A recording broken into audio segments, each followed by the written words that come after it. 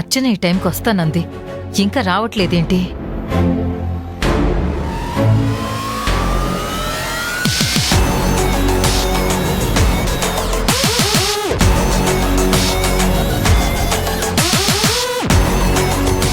Aunty, రా అర్చన. Hi aunty. రామ్మా, వచ్చావా? నీకోసమే ఎదురు చూస్తున్నాను. ఎందుకంటే మీ మనసు నిండా ఉన్న సంతోషాన్ని నాతో పంచుకోవడానికా?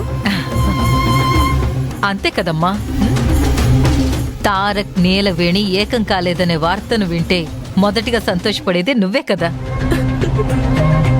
అందుకే ఫోన్లో చెప్పేటప్పుడు నీ సంతోషం నా కళ్ళకు కనిపించదు కాబట్టి నేరుగా చూద్దామని ఇక్కడికి రమ్మన్నాను. Thank you so much aunty. నా మంచి కోరుకునేది, నాకు మంచి భవిష్యత్తు ఇవ్వాలనుకునేది మీరు ఒక్కరే ఆంటీ. అందుకే మీరంటే నాకు అంత ఇష్టం. ఇప్పుడు సంతోషమేనా? Of course aunty.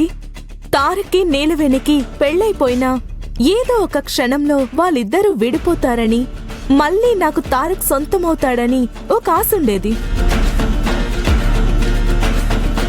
కానీ తారక్ నీలవేణి ఎప్పుడైతే ఏకమైపోయారో, వాళ్ళిద్దరి మధ్య కాపురం మొదలైపోయిందని ఎప్పుడు చెప్పారో అప్పుడే నేను ఆశలని వదులుకున్నాను. ఇక నాకు తారక్ సొంతం కాడు అనే నిర్ణయానికి వచ్చేసాను.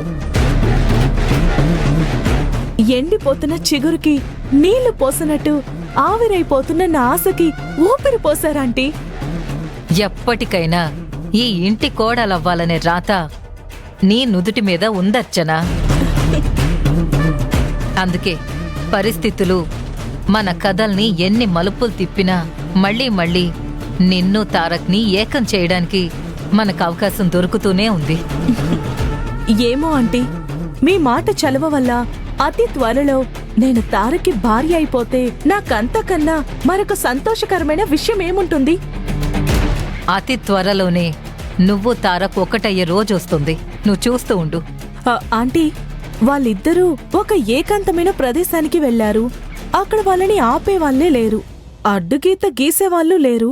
అలాంటప్పుడు తారక్ నీలవేణి ఎందుకు ఏకమవ్వలేదు? నాకు కూడా అదే అర్థం కావట్లేదు అర్చన.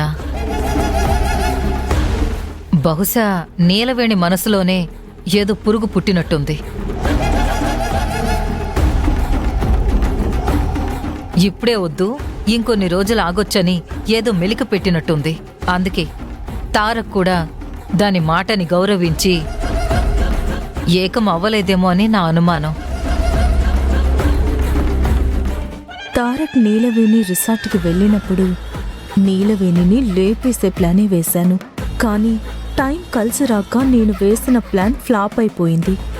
ప్లాన్ ఫ్లాప్ అయిపోయినా అక్కడ జరిగిన డిస్టర్బెన్స్ వల్ల ఇద్దరూ కలవాలనే ఆలోచన మానుకుని ఉండొచ్చు. పోనీలే, ప్లాన్ పూర్తిగా ఫెయిల్ అయిపోయింది అనుకున్నాను. సగం ఫెయిల్ అయ్యి సగం పనికొచ్చిందనమాట. అర్చనా,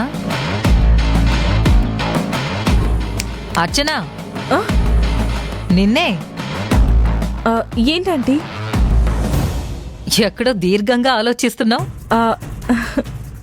ఏం లేదాంటీ, మనకి టైం బాగుంది కాబట్టి వాళ్ళిద్దరి మధ్య మనం ఊహించినంత దగ్గరతనం పెరగలేదు.